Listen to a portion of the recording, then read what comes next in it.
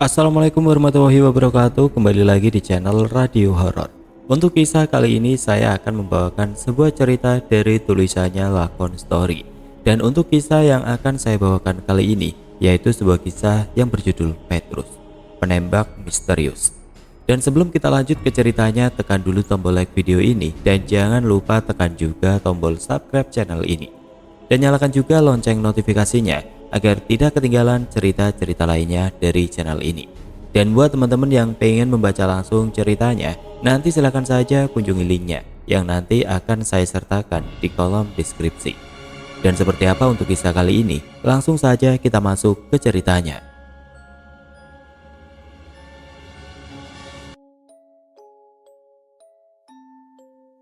Jika kalian hidup di tahun 80-an, mungkin kalian sudah tidak asing lagi dengan Petrus. Benar sekali, Petrus atau yang dikenal dengan penembak misterius waktu itu memang menjadi cerita tersendiri bagi masyarakat yang tinggal di Indonesia. Penembakan misterius atau disingkat Petrus adalah operasi rahasia pada masa pemerintahan Soeharto. Pada tahun 80-an yang tujuannya adalah untuk menanggulangi tingkat kejahatan yang saat itu cukup tinggi. Operasi ini sebenarnya adalah operasi penangkapan dan pembunuhan terhadap orang-orang yang dianggap mengganggu keamanan dan ketentraman masyarakat seperti preman, anak liar, dan sebagainya.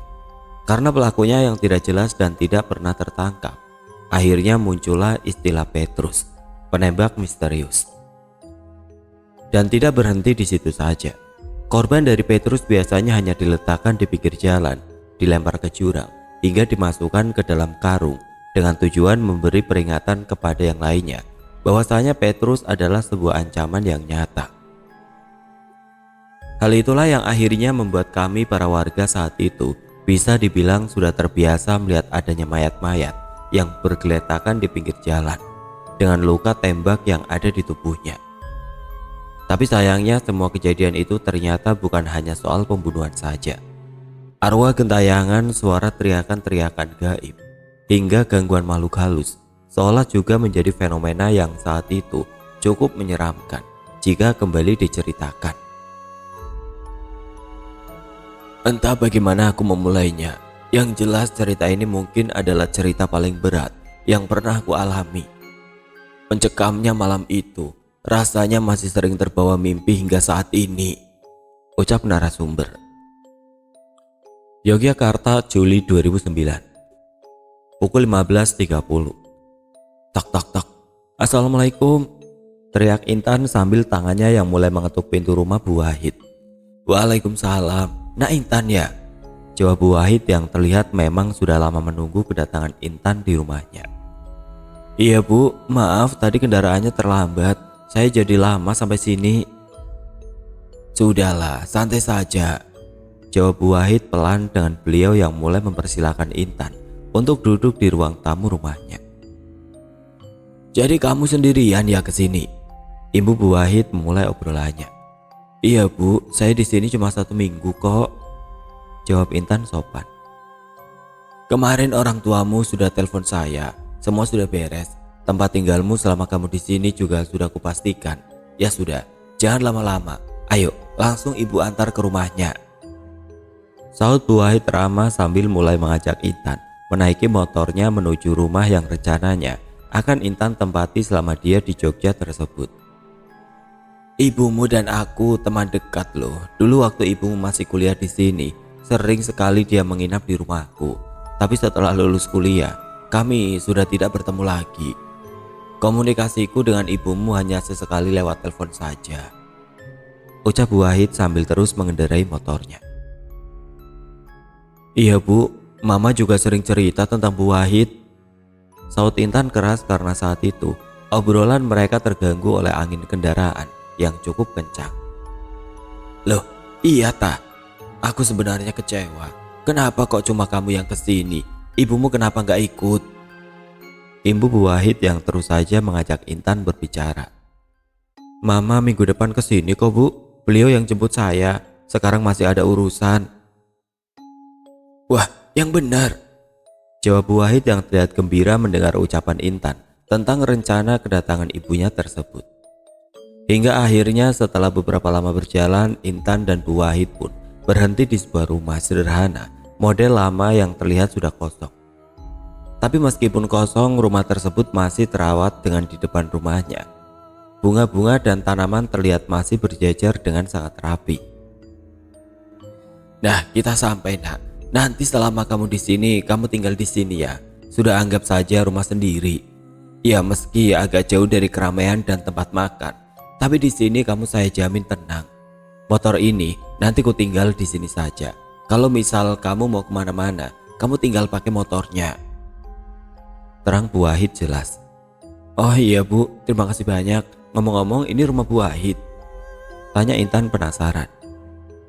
Bukan rumahku sih, tapi ini rumah teman orang tuaku. Aku suruh jual sebenarnya, tapi nggak laku-laku. Jawab Bu Wahid jelas sambil mulai mengajak Intan masuk untuk melihat-lihat. Dan sesampainya Intan di dalam rumah tersebut, sebenarnya Intan cukup takjub karena selain bersih, model rumah tersebut cukup antik, khas rumah zaman Belanda. Ada 3 kamar kosong dengan 1 kamar mandi, membuat Intan berpikir jika rumah tersebut cukup luas jika harus ditempati seorang diri. Wah, rumah ini bagus ya Bu, sayang banget ya tidak ditempati, ucap Intan dengan matanya yang melihat satu persatu pernak-pernik yang ada di rumah itu. Iya sih, ya tapi mau bagaimana lagi, ya belum ada yang mau loh beli rumah ini. Oh iya, nanti kalau mamamu datang, kalian bisa tinggal di sini saja sementara, jangan langsung ajak pulang ya, kita jalan-jalan saja dulu. Mumpung kalian ada di Jogja. Dan satu lagi, di rumah ini kan kamarnya ada 3, jadi kamu bebas deh mau pilih kamar yang mana. Ibu Bu Wahid yang terlihat makin tidak sabar dengan kedatangan orang tua Intan. Dan puncaknya setelah lama melihat isi rumah dan mengobrol bersama Bu Wahid, akhirnya Bu Wahid pun pergi dijemput oleh anaknya. Intan yang waktu itu memang ada keperluan kerja di Yogyakarta. Akhirnya dia tinggal di rumah tersebut seorang diri dengan banyaknya pekerjaannya yang sudah menanti. Yogyakarta 1983. Pukul setengah 12 malam. Benar sekali, malam itu berbeda dari malam-malam sebelumnya. Hawa dingin ditambah pikiran yang tidak karuan sudah menjadi tanda jika malam itu bukanlah malam biasa. Bu, Bapak kemana ya? Kok tumben sampai larut malam gini gak pulang-pulang? Tanya Firman dengan matanya yang melirik ke arah jam dinding yang sudah menunjukkan pukul setengah 12 malam. Ibu juga gak tahu Nak, tadi sih pamitnya ke rumah Pak Wiryo, jawab Sumi dengan nada yang terlihat lesu. Ibu kenapa? Kok kelihatannya lemas gitu? Tanya Firman kembali. Gak tahu aku Nak, perasaan ibu kok tiba-tiba gak enak gini ya. Namun anehnya belum selesai mereka mengobrol, tiba-tiba mereka dikejutkan dengan suara ketukan pintu yang terdengar diketuk dengan cukup kencang. Dak dak dak. Mendengar hal itu Sumi dan Firman pun seketika terkejut, yang akhirnya dengan cepat Sumi pun bergegas ke arah pintu utama rumahnya yang waktu itu masih dalam keadaan terkunci rapat. Iya sebentar. Hingga akhirnya setelah pintu dibuka, Sumi pun seketika terkejut karena waktu itu ternyata yang ada di depan rumahnya adalah Wiryo, salah satu teman suaminya tersebut. Kemana Jatmiko? Tanya Wiryo tergesa-gesa. Loh, bukannya dia ke rumah Bung? Waduh wis, sahut Wiryo yang anehnya tanpa mengatakan apa-apa lagi. Dia seketika pergi. Mengetahui semua itu, perasaan Sumi semakin tidak karuan. Pikirannya kemana-mana dengan rasa cemas yang cukup luar biasa karena saat itu dia pun tahu jika di daerahnya sedang marak adanya kasus penembakan dan pembunuhan. Ya Allah, ada apa ini? Pikir Sumi. Di situ belum selesai Sumi berdiri dan melamun di depan pintunya. Waktu itu pandangan Sumi teralihkan dengan adanya burung gagak yang terlihat berjalan pelan dan melintas di depan rumahnya. Dan tidak hanya berjalan, burung gagak tersebut terdengar bunyi dengan tidak sekalipun menoleh ke arah Sumi. Krak, krak, krak. Karena pikirannya yang semakin tidak enak, akhirnya Sumi pun seketika menutup pintu dan kembali duduk di ruang tamu rumahnya. Dan tidak hanya itu, Sumi pun bergegas menyuruh Firman untuk masuk ke dalam kamarnya dan menemani adiknya yang saat itu masih balita. "Nah, kamu tidur saja ya, jagain adikmu si Rahma, biar ibu yang nunggu bapak pulang," ucap Sumi pelan sambil mengelus rambut Firman. Dan tanpa membantah perintah Sumi, Firman pun mulai masuk ke dalam kamarnya. Dengan sesekali dia menguap, karena sepertinya Firman sedang menahan kantuk yang sangat luar biasa. "Pikiranku kok semakin tidak enak ya, pertanda apa ini?" pikir Sumi sambil memperhatikan Firman masuk ke dalam kamar. Dengan sesekali dia melirik ke arah jam dinding, yang waktu itu sudah semakin malam saja. Dan disitulah, beberapa lama kemudian ketika Sumi masih duduk melamun, tiba-tiba dia dikejutkan dengan suara ketukan pintu yang terdengar cukup pelan. Tak, tak, tak, tak. Mendengar hal itu, Sumi pun seketika beranjak dari tempat duduknya dan berjalan menuju pintu utama. Karena dia berharap jika waktu itu yang mengetuk pintu adalah Jatmiko suaminya. Hingga akhirnya ketika pintu terbuka, perasaan Sumi yang sebelumnya terus khawatir waktu itu perlahan mulai lega. Karena saat itu sesuai dengan Sumi, yang mengetuk pintu adalah Jatmiko. "Akhirnya kamu pulang, Pak. Aku khawatir banget. Kamu dari mana saja sih?" ucap Sumi tanpa basa-basi. "Aku dari rumah Mbah Jo," jawab Jatmiko pelan dengan dia yang mulai masuk ke dalam rumahnya. "Bapak tahu kan, kalau sekarang ini lagi marak kasus penembakan. Malahan katanya yang jadi targetnya itu preman, orang-orang gondrong, bertato, dan yang lain sebagainya. Sudah, habis ini Bapak nggak usah keluar rumah kalau malam," ucap Sumi dengan nada suara yang cukup tinggi dan emosi, karena sepertinya dia sangat khawatir dengan keadaan suaminya tersebut. Semua itu tentu saja bukanlah tanpa alasan, karena Sumi pun tahu Jatmiko di daerah tempat tinggalnya bisa dikatakan sebagai orang yang cukup disegani. Jangankan oleh seorang sekitar, para preman-preman yang tinggal di daerahnya pun saat itu memang sangat menghormati Jatmiko. "Pak Jatmiko ini sebenarnya bukan preman ataupun gali, Mas. Tapi semua orang memang dekat dengan Pak Jatmiko karena beliau dulu orang baik.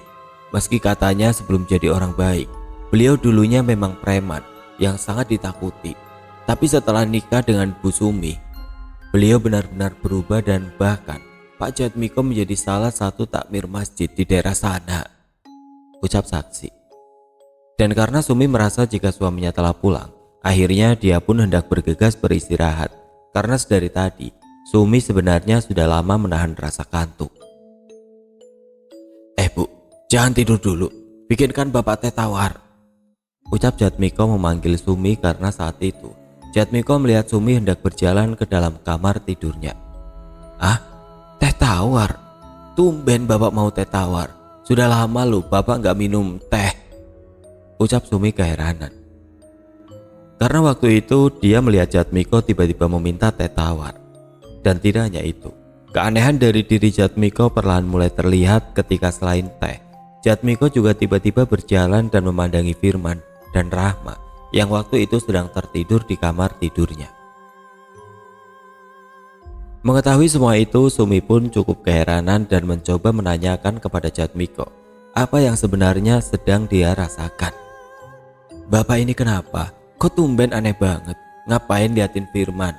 Dia dari tadi nungguin Bapak pulang. Tapi karena Bapak nggak pulang-pulang, akhirnya dia ketiduran."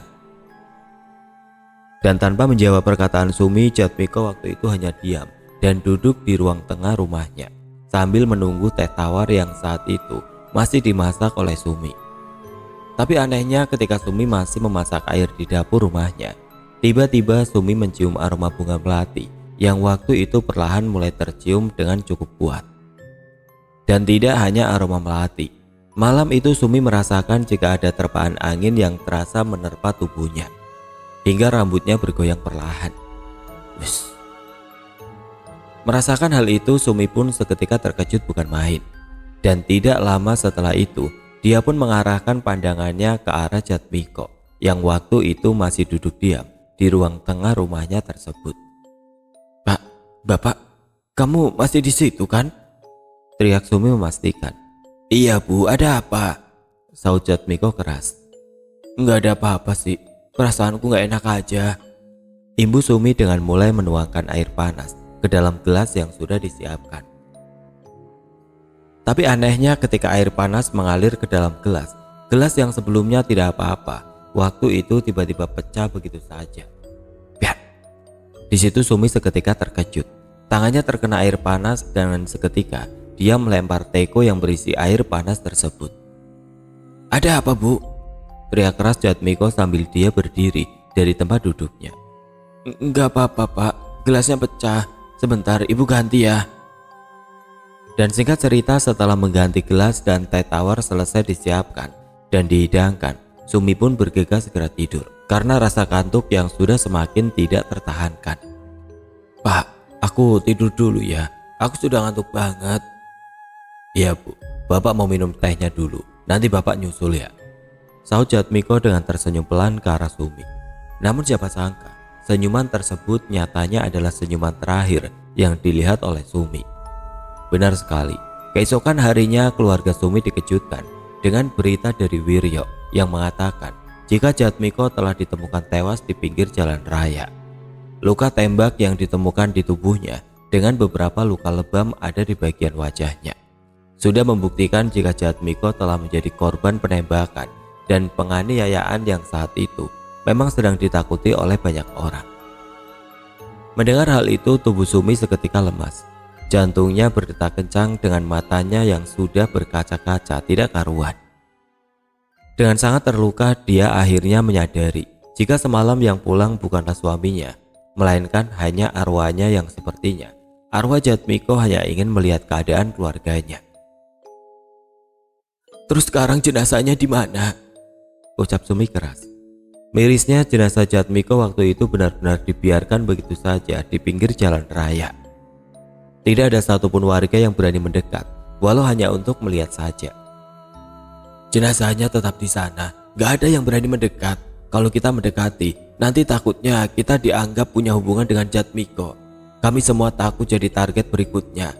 Mending Mbak Sumi saja yang kesana," terang Wiryo terbata-bata. Mendengar hal itu tanpa menunggu lebih lama lagi, Sumi pun seketika berlari. Matanya bercucuran air mata dengan mulutnya yang sudah menjerit, seolah dia sudah tidak kuat lagi menahan kesedihan yang dirasakannya. Dan tidak tinggal diam, Wiryo pun mengikuti langkah Sumi berlari dengan firman yang hanya diam sambil mengintip semua itu dari dalam rumahnya. Yogyakarta 2009, pukul 9 malam. Setelah selesai beraktivitas seharian, Intan duduk di ruang tengah rumah sambil menonton acara televisi kesayangannya. Tidak terasa sudah 3 hari aku di sini. Enak juga ya ternyata tinggal di Jogja. Orangnya ramah-ramah dan semuanya serba murah. Wah, mending mamaku kusuruh beli rumah ini sajalah. Kan lumayan, bisa disewakan, bisa dijadikan homestay, pikir Intan dengan dia yang tanpa terasa mulai memejamkan matanya karena kelelahan. Tapi sayangnya setelah beberapa lama Intan tidur dengan lelap, malam itu dia terbangun karena dia mendengar suara langkah kaki orang yang terdengar sedang mengelilingi rumah. Plak, plak, plak, plak, plak. Mendengar hal itu, Intan pun seketika terkejut dengan tatapan matanya yang melirik ke arah luar rumah karena waktu itu dia memang masih berada di ruang tengah. Loh, kok ada suara orang berjalan sih? Perasaan rumah ini jauh deh dari tetangga, pikir Intan. Plak, plak, plak, plak, plak. Karena suara langkah kaki tersebut terdengar semakin lama, sudah semakin jelas terdengar. Akhirnya Intan pun memberanikan diri untuk melihatnya, karena dia mulai khawatir jika ada seseorang yang ingin berbuat macam-macam dengannya. Dan dengan membawa balok kayu yang ada di sudut meja, Intan pun berteriak sambil menyalakan lampu ruangannya agar dia bisa melihat keadaan dengan lebih jelas. Siapa itu? Maling ya? Teriak Intan. Karena suara langkah kaki tersebut terdengar berjalan dan berhenti tepat di depan pintu utama rumah. Akhirnya Intan pun mendekati pintu, lalu membuka tirai dan mengintipnya. Sebelum dia membuka pintu utama rumahnya, ketika dia mengintip keluar, waktu itu Intan sedikit terkejut. Karena malam itu, dengan mata kepalanya sendiri, Intan melihat ada seorang kakek tua yang terlihat duduk di kursi kayu yang ada di teras rumah. Kakek tua tersebut terlihat melamun dengan tatapan matanya yang menatap ke arah halaman rumahnya. Mengetahui hal itu, Intan pun seketika membuka pintu rumahnya karena dia menganggap jika kakek tua tersebut bukanlah sebuah ancaman. Walah, kakek-kakek toh, pikir Intan dengan dia yang seketika membuka pintu utama rumahnya. Namun anehnya, ketika pintu utama rumahnya sudah terbuka, perasaan Intan yang sebelumnya sudah tenang, waktu itu seketika kebingungan, tidak karuan, karena waktu itu kakek-kakek yang sebelumnya dilihat dari dalam rumah tiba-tiba menghilang begitu saja. Mengetahui hal itu, tubuh Intan seketika bergetar. Nafasnya tersendat dengan perasaan yang seketika kebingungan. Loh, kemana?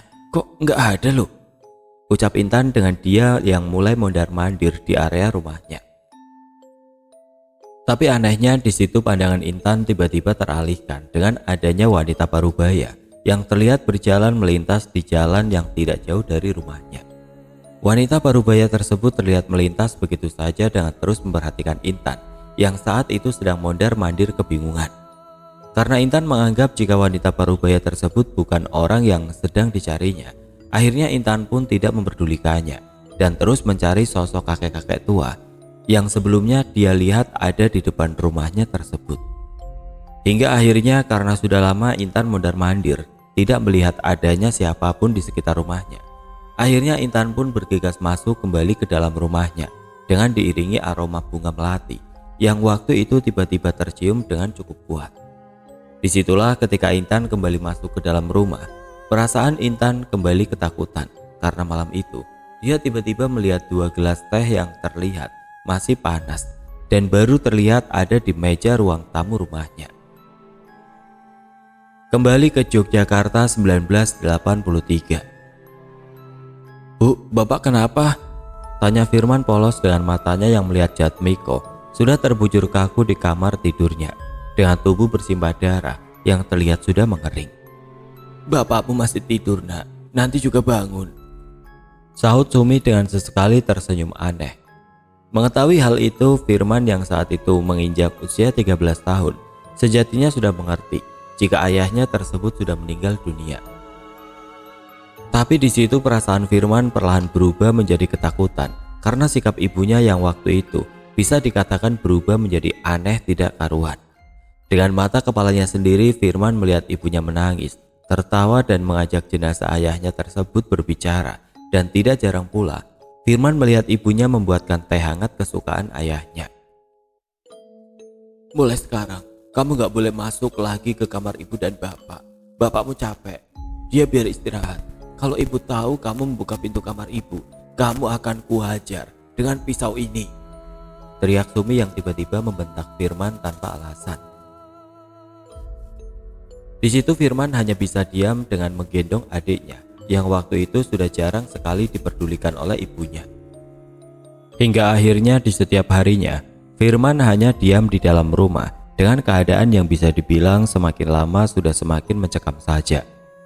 Kini kamar tidur Sumi tempat dia menyimpan jenazah Jatmiko selalu tertutup rapi dengan tidak ada satupun orang yang boleh masuk ke dalam kamarnya. Yang keluar masuk waktu itu hanya Sumi dengan tidak sekalipun dia membukakan pintu untuk anaknya. Di setiap harinya Firman selalu melihat tingkah ibunya yang keluar masuk ke dalam kamar dengan membawa makanan dan minuman layaknya Jatmiko masih hidup dan belum meninggal saja. Singkat cerita, jenazah yang semakin membusuk ditambah tingkah laku Sumi sudah bisa dikatakan seperti orang kurang waras karena depresi, membuat rumah Sumi benar-benar dijauhi oleh warga ataupun tetangga terdekat. Setiap harinya Firman hanya makan nasi dengan tidak ada satupun lauk yang bisa dimakan seperti biasanya. Sumi sudah tidak mau lagi masak, membersihkan dirinya dan merawat tubuhnya. Setiap harinya Sumi hanya diam di dalam kamarnya dan terus berbicara dengan Jatmiko yang sudah tidak bernyawa. Namun untungnya Firman tergolong anak yang cukup cerdas. Di usianya yang masih anak-anak, dia sudah bisa menyiapkan makanan untuk menyambung hidupnya. Hingga akhirnya, keadaan tersebut berlangsung hingga beberapa hari lamanya. Setiap ada korban Petrus, tidak akan ada orang yang berani mendekatinya. Karena jika ada orang yang mendekat, pasti orang tersebut dianggap sebagai komplotannya. Dan bukan tidak mungkin dia dijadikan target Petrus selanjutnya. Hal itulah yang akhirnya membuat rumah Jatmiko bukannya didekati, waktu itu malah terkesan dijauhi oleh semua warga. Dan tidak hanya rumah Jatmiko. Di daerah kami ada banyak korban Petrus yang ditemukan di jalan, di jurang, di teras, warung, hingga di persawahan. Dan puncaknya beberapa hari kemudian, semua kejadian itu pun akhirnya bermula. Malam itu Firman sedang berusaha menidurkan adiknya yang tiba-tiba terus menangis begitu saja. Karena merasa tidak mampu menenangkan adiknya, Firman pun berlari ke arah kamar ibunya yang memang terletak tidak jauh dari kamar Firman tersebut.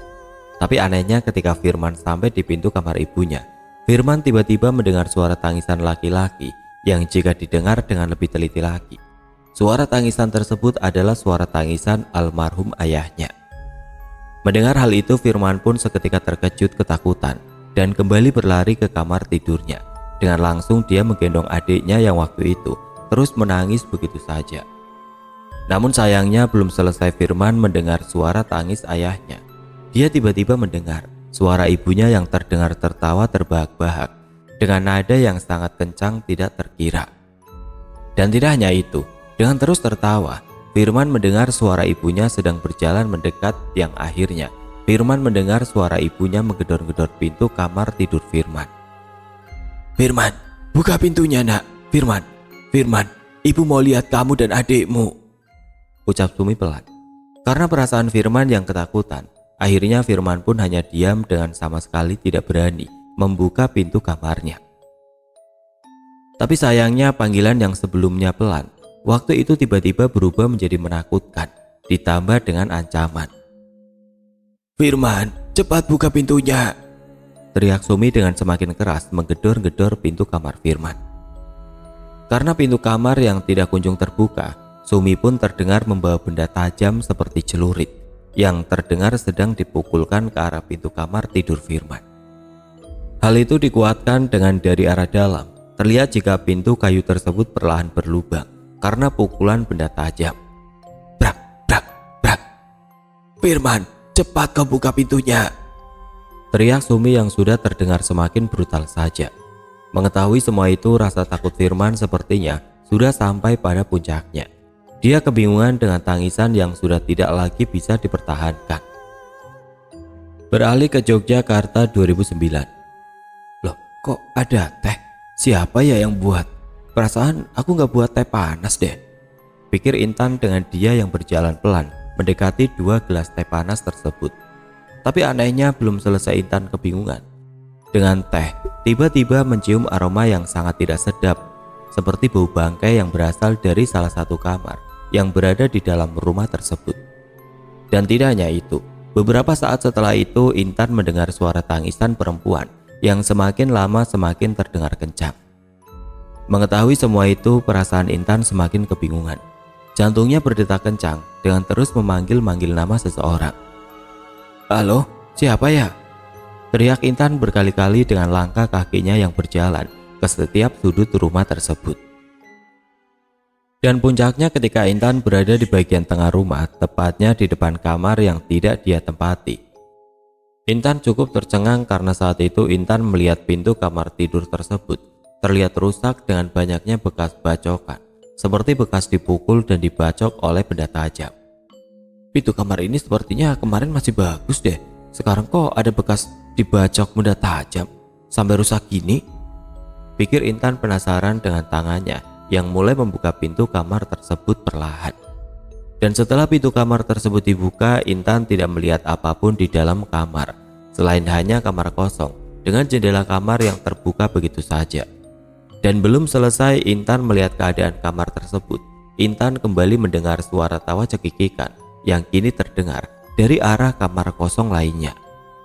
Karena rasa penasaran Intan yang rasanya sudah sampai pada puncaknya, akhirnya dia pun berlanjut berjalan menuju kamar kosong lainnya dengan langkah kaki yang semakin dipercepat. "Duh, siapa sih yang ganggu ini?" ucap Intan dengan mulai kesal tidak karuan. Hingga akhirnya ketika Intan membuka kamar yang ada di bagian paling belakang, mata Intan seketika tercengang. Tubuhnya bergetar hebat dengan jantungnya yang waktu itu seketika berdetak dengan sangat kencang. Bagaimana tidak, Malam itu dengan mata kepalanya sendiri, Intan melihat adanya laki-laki parubaya yang sedang berbaring dengan mulut yang menganga, dengan sebagian wajah yang sudah membiru karena membusuk. Dan tidak hanya itu, di samping laki-laki berbaring, Intan melihat adanya wanita parubaya dengan tali tambang kecil yang ada melingkar di lehernya. Sosok wanita tersebut tidak kalah menyeramkan. Dengan wajah yang juga membusuk, perut wanita tersebut terlihat penuh luka tusuk yang terlihat masih baru. Mengetahui hal itu, perasaan Intan rasanya sudah tidak lagi bisa jika harus digambarkan. Kakinya lemas, jantungnya seolah berhenti berdetak dengan mulutnya yang tiba-tiba sulit digerakkan. Dan naasnya, bukannya diam, sosok wanita tersebut tiba-tiba berjalan cepat ke arah Intan. Dengan seketika, dia menjambak rambut Intan dengan lidahnya yang juga terlihat menjulur keluar, menjilati seluruh wajah Intan. "Ah!" teriak Intan histeris. Kembali ke Yogyakarta 1983. "Ayo dek, kita keluar," ucap Firman dengan seketika. Dia menggendong adiknya dan membawanya keluar melalui jendela kamarnya karena saat itu Firman berpikir jika keadaan di rumahnya sudah semakin berbahaya.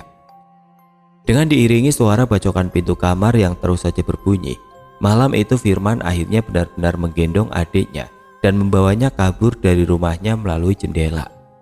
Sesampainya Firman di luar, dia pun seketika berlari menjauhi rumahnya dengan tangannya yang terus menggendong adiknya. Dan akhirnya Tuhan pun berkehendak lain. Ketika Firman masih berlari, tiba-tiba dia ditolong Pak Sujari. Beliau adalah salah satu tetangga Jatmiko, meskipun tempat tinggalnya terbilang cukup jauh dari rumah Jatmiko. Di situ tanpa banyak bicara lagi, Pak Sujari akhirnya membawa Firman yang saat itu sedang menangis terseduh-seduh. "Ayo masuk sini, cepat-cepat," teriak Pak Sujari. Dan singkat cerita, setelah Firman menceritakan semuanya, keesokan harinya Pak Sujari pun memutuskan untuk mengajak para warga melihat bagaimana keadaan Sumi di rumahnya. Dan naasnya, pagi itu akhirnya Sumi pun ditemukan sudah meninggal dunia dengan cara gantung diri di rumahnya. Dan tidak hanya itu, di bagian perut Sumi juga terlihat adanya luka bacok yang sepertinya luka bacok tersebut dilakukan oleh Sumi itu sendiri. Hal itu dilakukan Sumi karena sepertinya Sumi benar-benar depresi atas kematian Jatmiko yang menjadi korban Petrus. Dan puncaknya, setelah kejadian tersebut, akhirnya rumah tersebut dikosongkan. Karena menurut pengakuan warga, sejak kematian Jatmiko dan Sumi, rumah tersebut sangatlah angker dengan adanya suara tangisan dan teriakan meminta pertolongan yang terdengar di setiap malam. Dan tidak hanya itu, tidak sedikit warga yang mengaku melihat Sumi yang masih menyapu lantai terasnya, meski semua warga pun tahu jika saat itu Sumi telah meninggal dunia. Dan nasib Firman dan adiknya, menurut berita yang terdengar, dia diasuh oleh saudaranya yang tinggal di daerah Magelang, Jawa Tengah. Beralih ke Yogyakarta 2009. Keadaan desa yang biasanya baik-baik saja pagi itu dikejutkan dengan Intan yang mengamuk dan menghancurkan semua perabotan rumah tersebut.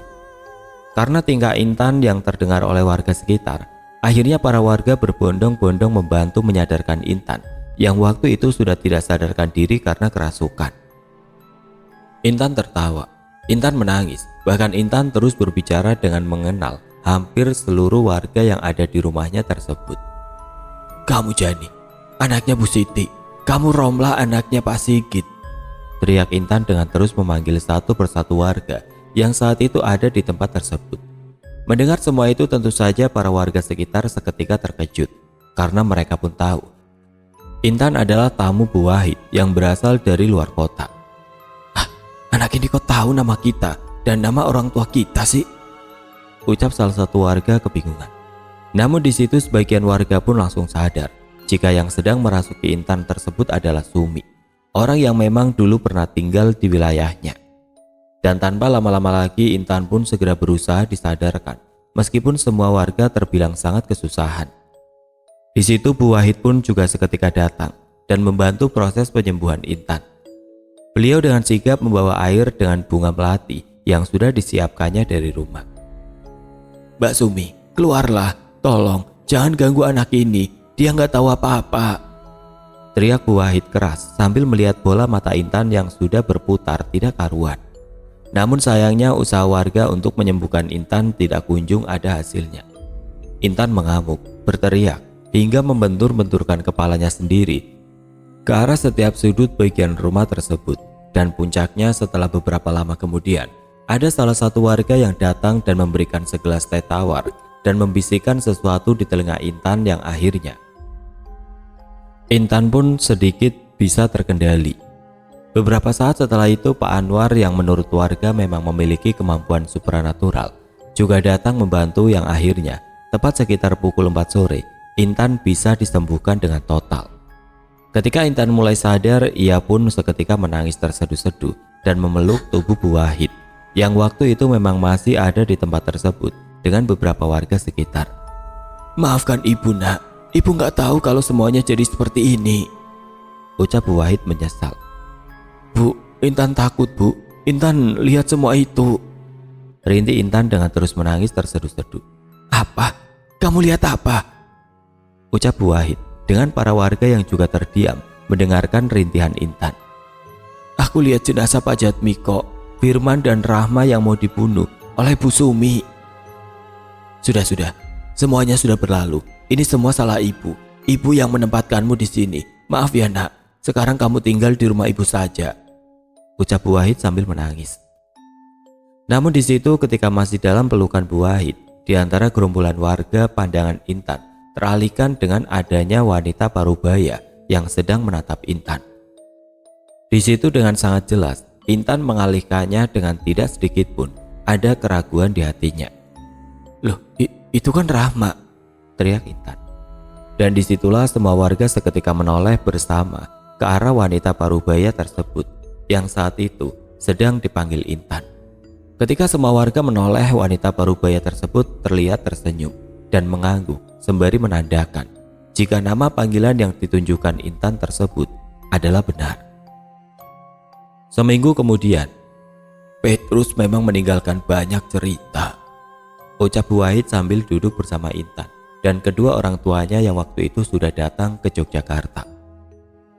"Di sini dulu banyak ya Bu korbannya," sahut ayah Intan. "Banyak Pak, Jatmiko adalah salah satu korbannya. Tapi di situ karena Sumi tidak terima dengan kematian Jatmiko, akhirnya Sumi depresi dan tidak mau memakamkan jenazah Jatmiko. Jenazah Jatmiko disimpan sendiri di dalam rumahnya dan puncaknya Sumi gila dan ingin membantai semua anaknya. Singkat cerita, anak Sumi berhasil kabur dan Sumi ditemukan tewas gantung diri di rumahnya," terang Bu Wahid jelas sambil menatap wajah Intan yang hanya terdiam mendengarkan cerita Bu Wahid. "Sebenarnya tidak hanya kasus keluarga Jatmiko, tidak sedikit korban Petrus yang meninggalkan cerita kelam. Ada banyak arwah korban Petrus yang penasaran karena memang jasadnya dulu dibiarkan begitu saja di jalanan, dan ada juga yang dibuang di jurang. Jadi arwahnya tidak tenang dan pasti penasaran." Imbu ayah Intan yang sepertinya dia juga tahu seluk-beluk tentang zaman Petrus. "Benar sekali Pak, di sini dulu banyak sekali mayat yang tergeletak di pinggir jalan. Biasanya mayat tersebut mayat orang bertato, orang gondrong dan preman. Tapi tidak jarang pula ada mayat orang baik-baik yang sepertinya mereka adalah korban salah sasaran," sahut Bu Wahid. Dan puncaknya setelah obrolan panjang waktu itu, akhirnya Intan dan keluarganya pun pulang dan pergi dengan membawa sebuah cerita yang sepertinya tidak akan pernah bisa mereka lupakan. Semua nama, tempat, dan waktu dalam cerita ini disamarkan. Mohon maaf bila ada kesamaan.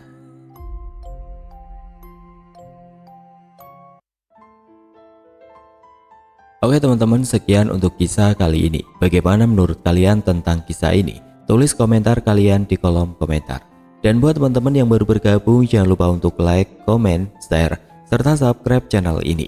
Dan nantikan kisah-kisah horor berikutnya tetap di channel Radio Horor. Wassalamualaikum warahmatullahi wabarakatuh.